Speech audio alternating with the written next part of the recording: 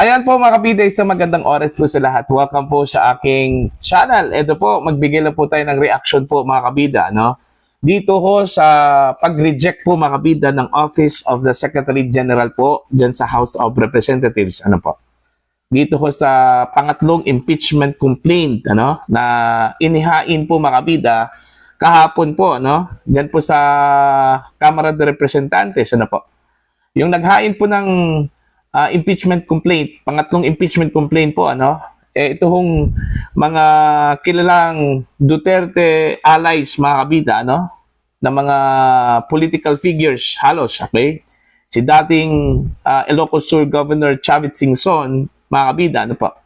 Ito hong si dating Congressman Mike Defensor, mga kabida, at ilang pang mga personalidad po. Pumalag po sila dahil hindi ito tinanggap po ng opisina po ni Secretary General Cheloy Garapil po, mga kabida, sa rason na hindi ho available ito kung si Garapil, okay? Nasa ibang bansa daw, mga kabida, wala ho sa opisina po, Diyan po sa House of Representatives, okay? Kaya hindi po tinanggap, ni-reject po, mga kabida, yung pangatlong impeachment complaint against President Bongbong Marcos, mga kabida. Okay? At sabi po ng mga proponents po ng impeachment complaint na yon, na isang paglabag daw sa saligang batas, po? Ito hong ginawa po, mga kabida, ng Office of the Secretary General. Malinaw naman po, mga kabida, na hindi ho pwedeng tanggihan at walang otoridad po ang Secretary General po, mga kabida, o opisina po ng Secretary General, natanggihan po ang anumang impeachment complaint na isinampa po, mga kabida, diyan po sa House of Representatives. Okay, kahit na nga yung impeachment complaint na hindi po beripikado po, mga kabida, hindi din pwedeng tanggihan po ng Office of the Secretary General, po. Alright?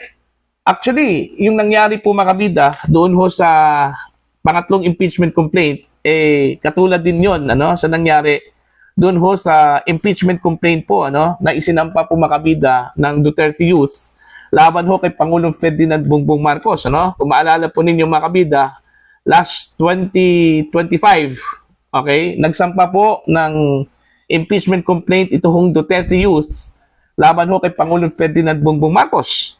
Subalit hindi po tinanggap ito ng Office of the Secretary General during that time kasi po wala ho ito hong Secretary General po sa opisina, mga kabida. Okay? Pwede ba yun? Kung wala ho ang Secretary General po, mga kabida, hindi ho magpa-function po ang opisina po ng SecGen, mga kabida. Ano po? Alright? Ito, pabasahin ko lang po ito hong article, mga kabida, ng Ang Batas PH, Ito po'y patungkol ho sa pag-reject, mga kabida, ng pangatlong impeachment complaint laban ho kay Pangulong Ferdinand Bongbong Marcos. Third impeachment complaint versus PBBM not accepted.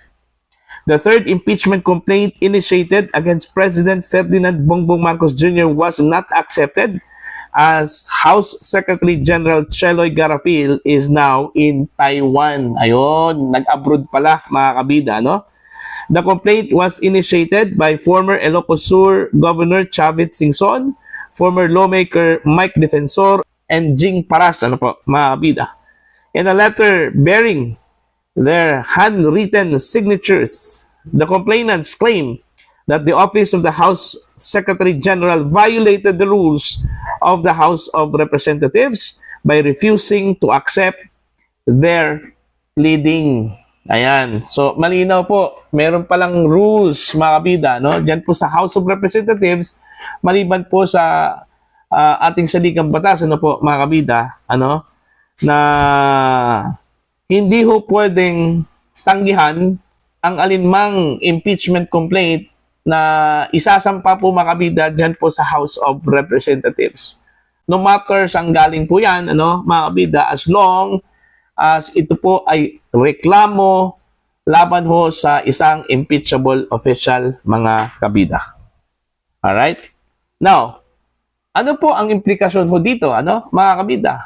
Para po sa akin, parang gusto ko nilang ang kanila hong i-initiate po mga kabida yung naunang impeachment complaint, nasabi po ng ilan po ng mga kritiko po mga kabida, scripted daw, okay? Kumbaga, parang hocus-pocus daw yung impeachment complaint na yon dahil ang nagsampa po ng reklamo po mga kabida against the president, sinasabi hong abogado daw ni First Lady Lisa Marcos. Alright? At malinaw ho daw mga kabida, na parang lutong Macau daw yun eh. Okay, mantakin nyo, abogado daw ng First Lady. Tapos magsampa po ng impeachment complaint against sa esposo po ng First Lady po, mga kabida, na si President Bongbong Marcos. Ano ba yun? Lokohan ba yun? Mga kabida, di ba?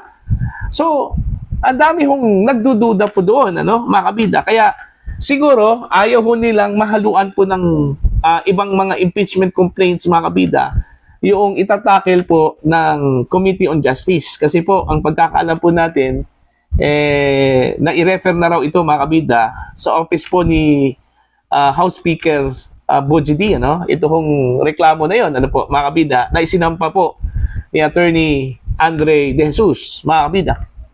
Okay? At susunod dyan, himay-himayin po yan, ng Committee on Justice po mga kabida kung may sapat ba ang form at yung kanyang sustansya o substance po, mga kabida, bago po ito pagbobotohan mga kabida at i-refer po sa plenaryo yan po sa House of Representatives.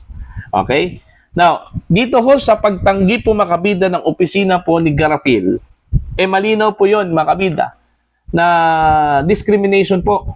At maliban po sa discrimination, parang sinadya po mga kabida na hindi po tanggapin, dahil ang gusto lang po nilang i-initiate po, okay, ito hong naunang impeachment complaint mga kabida, okay, dyan po sa House of Representatives. Actually, pwede naman sana yun, tanggapin yung dalawa, pati pala yung Makabayan Block ay hindi daw tinanggap po, mga kabida, umangal din ito.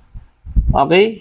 Ito hong Makabayan Block dahil hindi po tinanggap din, dahil hindi din tinanggap yung kanilang impeachment complaint dahil yun din yung rason. Okay? Wala ho si Attorney Garapil po mga kabida, ang Secretary General po dyan po sa House of Representatives. Po?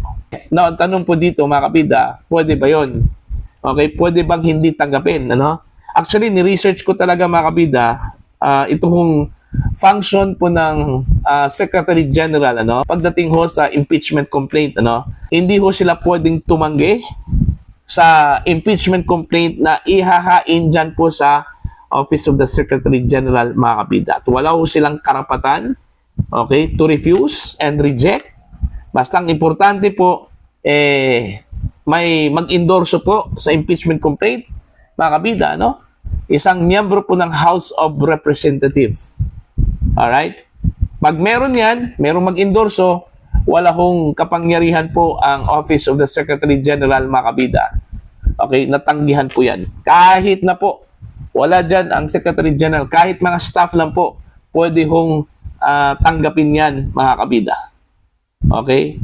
So kung ganon, na ang Secretary General lang po ang pwede hong tumanggap, okay, dapat ang Secretary General, mga kabida, papasok dyan ng 24/7. Okay, hindi ho dapat magbakasyon, hindi ho dapat mag-abroad. Kasi kung ganon, mga kabida, mamimiss po yung oportunidad po, ng sino man pong magsampa po ng impeachment complaint dahil hindi po available ang Secretary General, mga kabida. Okay? So, marami hong nagsasabi, mga kabida, na ito po ay sinadya.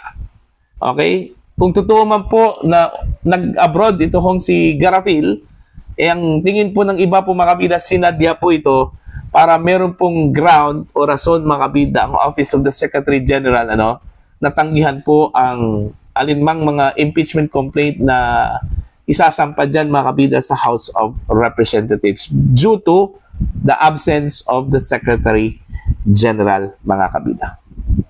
Okay? Now, ano po ang pwedeng gawin po, mga kabida, ng mga complainants dito na hindi ho tinanggap yung kanilang impeachment complaint, Ako, hindi po ako abogado, pero pwede ata, no? Na questionin po nila ito, mga kabida, ano po? Sa korte, most probably sa Korte Suprema, no?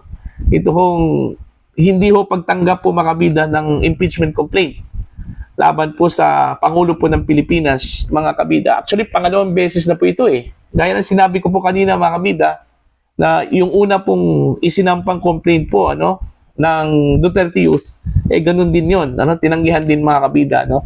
Dahil hindi po available ang Secretary General during the time, no? Okay? Wala ho ang Secretary General, mga kabida. So kung ganun, eh isasarado na siguro natin yung Office of the Secretary General. Kung hindi po available po, mga kabida, ang Secretary General, wala po ang Secretary General dyan sa opisina po nila, no? Kasi hindi naman po magpa-function yung kanilang mga staff. Okay? Kasi wala ho ang Secretary General kung ganun, mga kabida, no? Hindi po pwedeng tumanggap ng dokumento ng impeachment complaint. So, ibig sabihin, since hindi ho tumanggap ito hong mga staff po niya, eh dapat isarado na lang po yan, mga kabida. O, mantakin nyo ha. Si Garapil po, pumunta ng Taiwan. Yung kanyang mga staff, nagtatrabaho po, mga kabida. Pero hindi ho nagpa-function. So, pwede ba yon? Counted yung kanilang sahod po, mga kabida, araw-araw. Tapos, hindi po tatanggap po ng impeachment complaint dahil wala po ang kanilang amo, yung kanilang boss. O, negligence of duty po yon, mga kabida, no? Negligence of duty po yon. Kasi andyan po sila, mga kabida, to assist their boss. Okay? Katulad na lang po ng ordinaryong opisina eh. Pag wala ho ang boss, andyan yung mga staff. Pwede hong mag-assist, mga kabida, no? Pero dito ho sa case po ng Office of the Secretary General, wala eh. Okay? Totally dysfunctional, ano po, mga kabida. Kasi po, wala ho ang Secretary General, so hindi po pwedeng mag-function ang opisina, mga kabida, to receive impeachment complaints, ano? Dahil wala po ang kanilang boss. Ganun po ba yon, mga kabida? So kung ganun po, mga kabida, ay parang halata po, ano, na meron pong pinipili, mga kabida, ito hong Office of the Secretary General, kung kanino lang pong impeachment complaint ang kanilang tatanggapin. Okay? O hindi, at i-reject po, ano, mga kabida. Alright? So para po sa inyo, ano po ang inyong opinion, pananaw dito, ano? Dito ho sa hindi ho pagtanggap ng Office of the Secretary General po ng pangatlong impeachment complaint, even the second impeachment complaint, hindi din tinanggap po, ano, mga kabida, mula sa Makabayan Block. Okay?